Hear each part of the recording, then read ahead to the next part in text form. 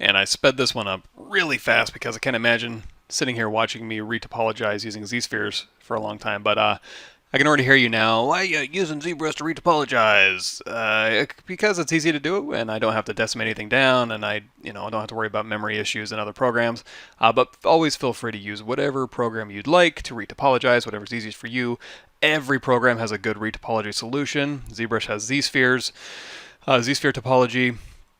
In here, I like to switch it to matcap pearl, and then take my color and drop it down to a medium gray. Turn off any the poly paint colorize, so you can see a little bit better.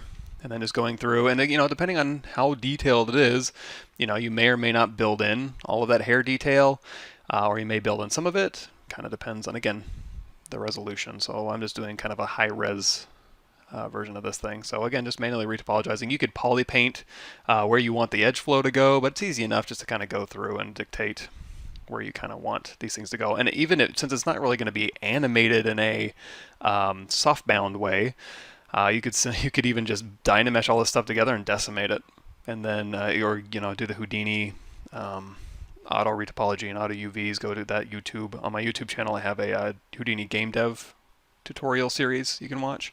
It'll do all this for you in like 10 seconds, and you can bake off your maps and go into Substance Painter, and it's really easy. Well, this is for very precise stuff. Now, all of these things, you can, again, within ZBrush, you don't have to Dynamesh it or anything. You can just show what you want to retopologize and then just retopologize over it with using Z-spheres. Pretty self-explanatory. You can use ZBrush even. You can Dynamesh things together and then use ZBrush to kind of get you halfway there. If you go to my YouTube channel, you can look up like ZBrush, and then it'll show you like me using ZBrush and then using Z-sphere topology to clean it up. You can just go and add your ZBrush topology to your Z-sphere and then go and clean it up. And of course, it's going to snap to anything you have visible in your subtools.